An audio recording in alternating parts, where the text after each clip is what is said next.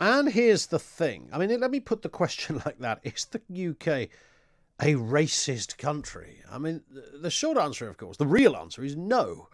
There are a few countries on the planet with a greater track record on both diversity and addressing the issues of inequality and racism. You've only got to say the wrong thing on social media and you could be facing ostracization for life. An indiscretion in the workplace will see your career ended. Genuinely, we take this stuff incredibly seriously and rightly so. But listening to that interview last night, and in fact, more saliently, the fallout from the interview, the commentariat, the hyperventilating race baiters, that proved, as far as they're concerned, everything they desire and need to believe. The UK is racist. It all must have been racist. The royal family were racist. The wallpaper was racist. Everything was racist. The tabloids were racist. It was a big race witch hunt against Meghan Markle.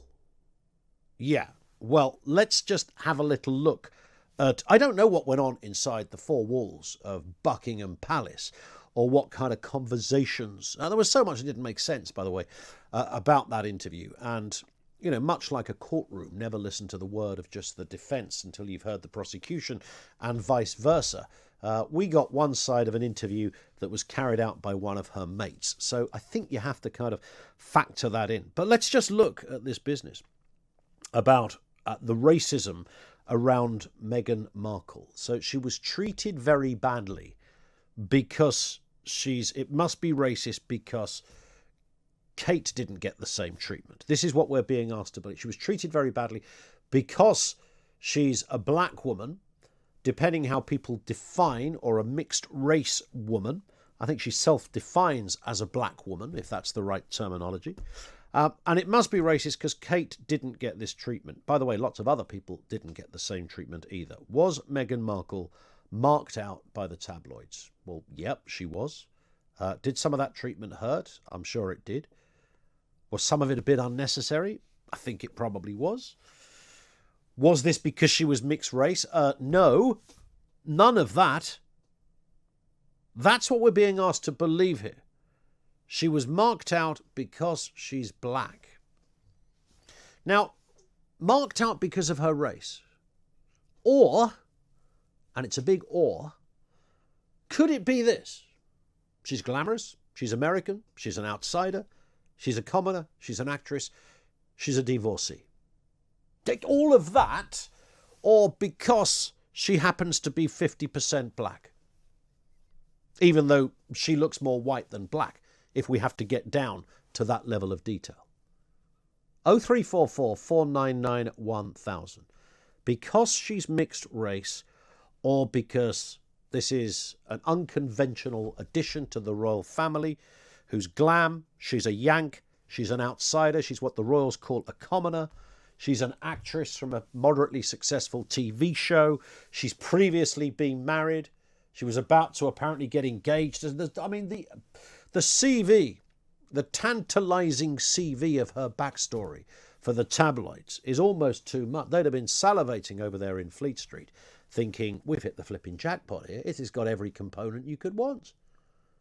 Good-looking American. She's bright. She's been successful.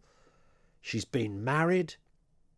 She knows no, she's not part of the conventions of anything that we understand. She's not part of the royal family, etc. Absolutely unbelievable. That would be so tempting and so tasty for the tabloids. But apparently it was none of those things. It was because she's black.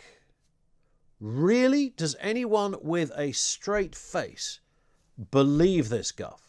Is there anyone out there who could seriously, I'm asking this question, not because I want to have a row with you, educate me, tell me how anyone could possibly extrapolate from this story that all of the coverage around Meghan Markle happened because of her race. 0344 499 1000. It's demonstrable nonsense. Well, it didn't happen to Kate. There's no equivalence here, by the way.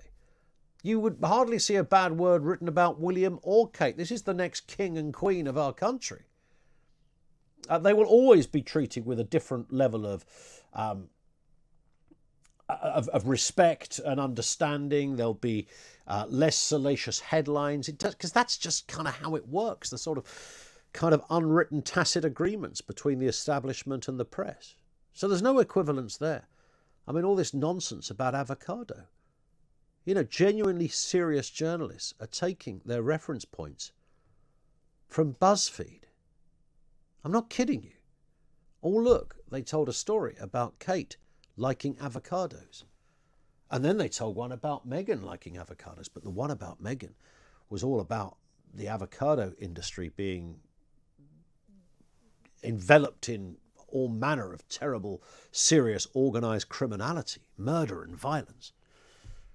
Well, that isn't quite what happened. Apart from the fact the stories are 2.5 years apart, there's no equivalence there.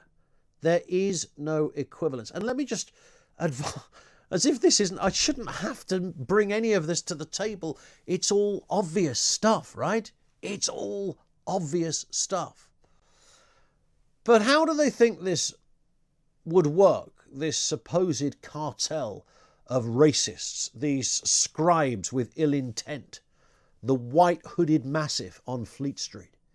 How do they think this would work? Because remember, we're not just talking about journalists in this country, we're talking about journalists from all over the world that were all part of this racist ploy. Did they all, I mean, was there a big old Zoom call from all the, did an email go out? This one's just for all the racist journalists. Big meeting, 3 o'clock this afternoon, be on Zoom. Really? Is that what happened? And they all got together and went, right, okay, look, we're all agreed here. We all hate non-white people, and we've got an absolute beauty here. Meghan flipping Markle. Oh, what a peach. Yes, we can go for her. We can give her both barrels every day of the week. Why? Well, she's mixed race, that's why. Really? Does anyone think that happened? Was there any explicit or implicit conversation between editor and journalist, or journalist and journalist, or journalist and contact that said, this is a good story because she's mixed race? No, there never was, because it didn't happen. And imagine keeping that quiet. You know, when people talk about the moon landings not being real, and the obvious answer to kind of usurp such conspiratorial mumbo jumbo is, well, how would they keep it quiet? And similarly with this, every journo in the land across the globe were all part of this secret, almost clan-like exploitation of a young black girl who'd found herself in Buckingham Palace. They were all part of it. Wouldn't there be one of them that would set up like a clandestine Twitter account, a work experience, the intern that would say, I can't believe it. I did my first shift on the Daily Bugle, and guess what? I was asked to go into a meeting where everybody had these big kind of white hoods on, and they all gathered around with their moleskins and their big quills of creativity, ready to write horrible stuff about a non-white girl. I saw it with my own eyes, and then I wasn't an intern anymore. Wouldn't somebody have sang like a flipping canary over that one? I think they might have done. The reason they didn't is because it didn't happen. There is no narrative. There is no racial aspect to this. It's not racism. It's not any of those things. It just happens to be of interest because it's a very, very famous girl marrying into the royal family from an unconventional background. She's good looking. She's clever. She's American. She's an actress. She's an outsider. She's all of those things, and a divorcee to boot. That's why it's so darn tempting for the tabloids. And then, of course, their interest was piqued a little more when things started to turn, and they realised that Meg was not a fan of said tabloid, so they just turned the screws a little deeper. Now, that might not have been pretty or enjoyable, not defending any of it. I'm merely trying to get to the bottom of the reasons behind it. The reasons behind it are not in any shape or form racist. And that's the bit. And dear old Harry, poor lad, was wheeled out almost to sell that line as well, wasn't he? And how he's learned the progressive ways of life from living with Meghan. The racist tabloid must have been a racist element to it. What, just because you said so? What a funny world that would be. And of course, we haven't even addressed the fact that many of those journalists might be non-white themselves. There is also that. 0344 499 1000. What we're getting from a lot of this today as well, the commentariat are saying, just to make it even worse, the race baiters are really, really ramping this one up. Not content with the lie that this was about a racist media, they've then taken it to the next level, that all it's doing And I love this phrase, it's holding a mirror up to society. Oh, get in the bin. It's holding a mirror. Look in that mirror, because what you see in there is you dirty racist. Yeah, it's all of that. Did you ever hear such high-octane cobblers in your life as this? 0344 499 1000. So let's do it. Are we a racist place or something? Is the UK a racist country? The clip you heard, by the way, at the very beginning was, of course, from last night's Oprah Winfrey programme. That was on ITV, courtesy of Harpo Productions and CBS. I'd like to play you some more, but we're not allowed to. They've been Oprah's been on the stinge with her clips. You can have 3 of them. Oh, thanks, Oprah. You only made 7 billion this morning. To me, it was that point of... I can't comment on the Buckingham House stuff. None of us can, really. We don't know what was going on. We don't know whether there was a revenge component to this couple giving an interview. We don't know whether they were absolutely down the line and telling the truth, because we don't have that other side. And they were cryptic on so much, particularly about the colour of their child and that element, that sort of bombshell element of the story. So we have no idea. What we do know about, really, is the testing of the, I suppose, the credibility of the tabloid press. In fact, it's worse than that, because people can have their own views on the genre of tabloid, which, by the way, is a legit and an incredibly challenging and difficult way to write genre of journalism. Nothing wrong with that in its best form. It's some of the most admirable form of journalism. But is it racist? That, to me, is the interesting question. The answer, by the way, is no. There's a spoiler alert for you. But for some reason, large swathes of the UK are seeing it another way. The Duke of Sussex said that racism from the tabloid press filtered into the rest of society was a large part of why he and his wife left the UK. He told Oprah Winfrey that UK tabloid media was bigoted and had created a toxic environment of control and fear. However, the Society of Editors has refuted the claims and said that it is instead holding the rich and powerful to account. So what do we take from that? Is the UK a racist country? Let's speak to Kayinde Andrews, Professor of Black Studies at Birmingham City University, also the author of The New Age of Empire, How Racism and Colonialism Still Rule the World. Kayinde, good to have you with us, sir. Let's start with part of the title of your book, really. Racism and Colonialism Still Rule the World? Really? Yeah, if you look at any statistic, will tell you about the wealth gap, about COVID, about health, about inequality. And again, if you look at the treatment of Meghan Markle, I think it's pretty obvious, actually, that shows that racism still exists. Well, why? I'm bound to ask why. I can't... I'm trying to connect the dots, and I promise you and I have spoken a number of times. I would be more than happy to sit here and have a bit of a powwow between us about how we both agree on this. But I can't find, in the absence of any evidence to back up the fairly wild claims that the tabloid press are racist, I'm struggling. Well, generally, if you actually look at the tabloid press about the output, about the anti-immigration stories, as someone who actually features in the tabloid press quite regularly, because some hysteria about some apparently woke brigade. Generally, I think if you look at a lot of the narratives in some of these tabloids, it's very clearly racist. Yeah, well, I think with the Meghan Markle... Is it racist, though? There's this thing on Twitter, you would have seen it as well, when what you do, it's the great British game of you gather together a load of front pages of the Express and the Mail taken over about 58 years, and then you look at the headlines and go, look, it's racist, and then you break it down and go, actually, some of them are just stories about immigration or borders and aren't actually racist. There's some that push it and, you look at... Well, there are stories, of course there are. Why would there not be stories about what borders? Stories you choose to put out. If you choose to put out a load of stories, which often aren't even true, or may be true, but if you put out a whole load of stories about fearing, about borders, about this and about that, you don't have to do that. That's a particular choice you're making. But if you're a centre-right tabloid newspaper and your market area is people who have those concerns, who are interested in those stories, then that's what you write about. And the Financial Times writes disproportionately about one thing, the Daily Star another, and the Daily Mail and the Express about something else. Yeah, that just means there's a market for racism. It doesn't mean it's not racist. It doesn't mean it's racist, though, is it? Because they're writing about it doesn't mean it's racist, does it?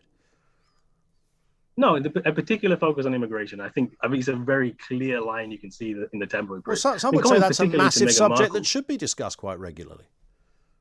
Oh, sure. I mean, you can discuss it, but how you discuss it, the hyperbole, the fear mongering, that's different. That's very, very different.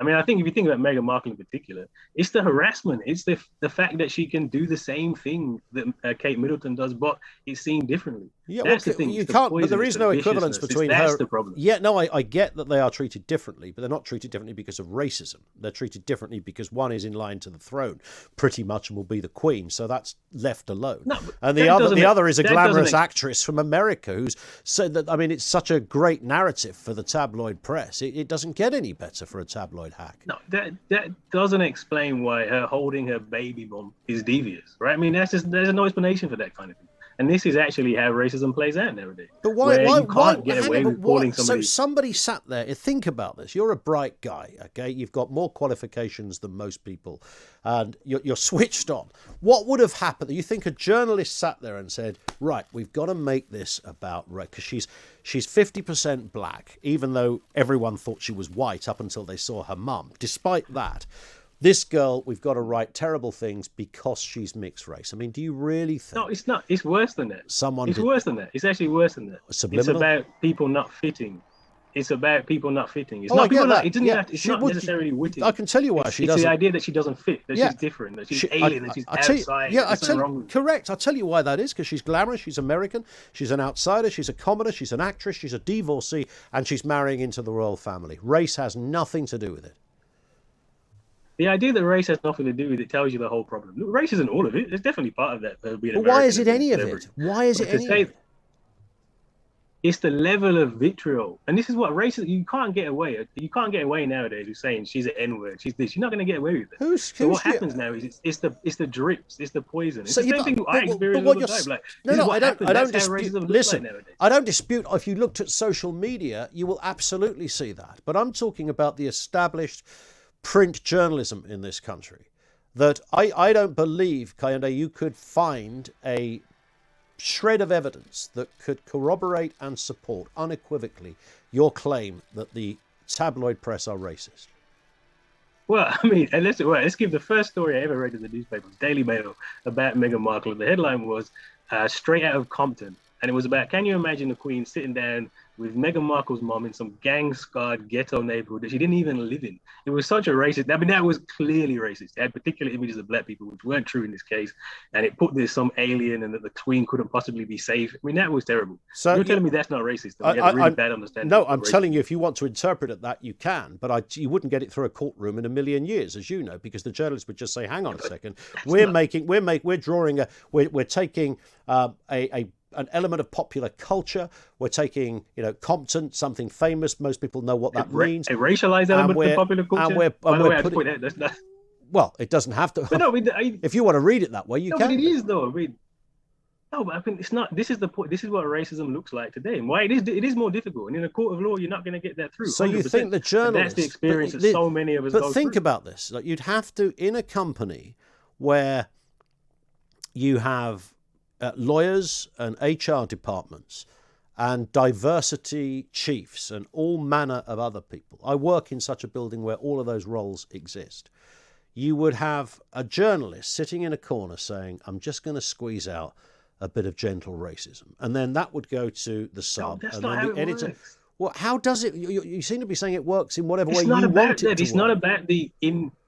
It's not about the individual journalist. It's about the way the culture sees and what people think is appropriate. And so I think you've got a black woman who's telling you, she's saying, "You look, this is how I took it. This is how the impact had on my life. I wanted to commit suicide." Yeah. And rather than go, "Okay, let's try and understand this," the response is, "It's not racist. Don't be serious." Yes, with respect, she doesn't actually understand what racism is. She doesn't have the right to call that. Unfortunately, you can't just say somebody or something is a racist because you feel like saying it, no matter what color you are.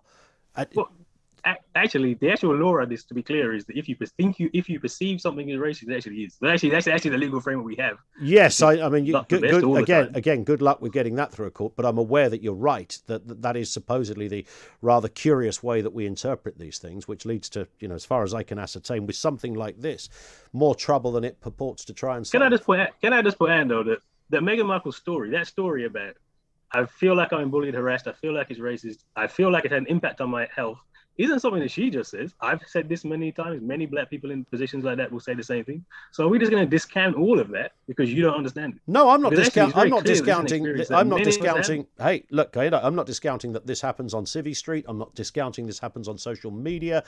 My toes curl on a daily basis when I look at some of the things people write on Twitter. I'm merely looking at the kind of catch-all accusation that the British press is racist.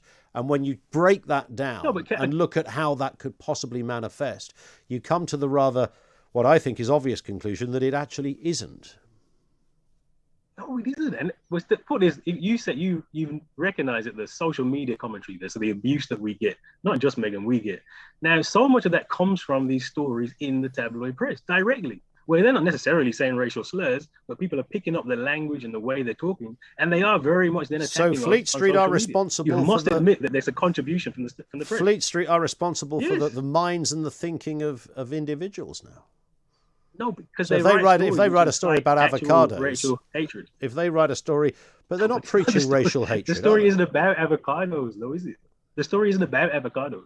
And the stories in the Guardian about Meghan Markle don't lead to all this racism on social media. So there's something about the way these stories are written, packaged, and put together, which is inciting really. But if you write a story about avocados, that's a problem. I'll tell you what happened on that day with the avocados. Suddenly, there were 2.5 years apart. The story with Kate and the avocados and Meghan and the avocados, and in that time, Netflix put a big show on about how the avocado industry is actually a kind of very underground, mafia-run almost organisation, and that beautiful thing called an avocado in your supermarket, blood was spilled to get it there, and somebody went online and said, can we find a famous avocado eater? It might have been Mark Wright from Towie. Turned out it was Meghan Markle. I mean, that's why that's there. It's not racist. No, it's not. This is what we do. We pick out the little things. Say, look, the term we're using is in microaggressions, the paper cuts. Where if you look at one or two of them, you'll say that can't be. It's about the cumulative effect. It's about all the stories. It's about everything. Doesn't work, does it? You know, why is Ian Wright a hero and Stan Collymore not? Why is Mark Wright a hero and Arj from The Only Way Is Essex is a pie-eating buffoon? You know, the media and the tabloids, they pick out the winner, the loser, the good guy, the bad guy, the person they love, the person they hate. Completely coincidental. The one black royal family member happens to be the ire of the public of the tabloid press. This is a coincidence. That has nothing to do with racism or anything else. The fact that she's part of this white monarchy. She's the outside. That's just complete coincidence. No, it's because she's a glamorous American outsider, commoner, actress, divorcee. That's the reason why. She's black. So, and she's black. I mean, most people. Listen, most people didn't even know she was black. But hang on a second. There's none of the things you can't prove it's because she's an American anymore than because she's black. Why have we discounted the fact that she's because black? I can tell you. You just discounted it on the basis of nothing, really. No, I'm not. I'm telling you exactly how the mind of a tabloid hack works, and it's so delicious that this girl comes into the royal family from the glitz of Hollywood. An attractive, intelligent young lady. She looks good. She couldn't be more different to the conventions and she's black as stuffy royal family. But no, I don't think anybody realised she was black. That's the fact. She doesn't even look black, Kayende. Come on. This was the whole story. We had I was in the press for like a good month just talking about the fact she was black. People realised she was black. Like it was a massive part of her joining the royal family. Did you see Twitter on the day that she got married and people saw her mum and they said, "Wow, I didn't realise Meghan was black." I think some people thought she was Latin. Some people. But I don't. Yeah, some people certainly, but I think this was okay. What I mean. Actually, one of the silver linings of this is that at the wedding we were really talking about, post-racial, isn't things changed? And at least now we're talking about racism. So I guess there's always a silver lining from any of these stories. Right? The Fleet Street loved Meghan. Everybody loved Meghan.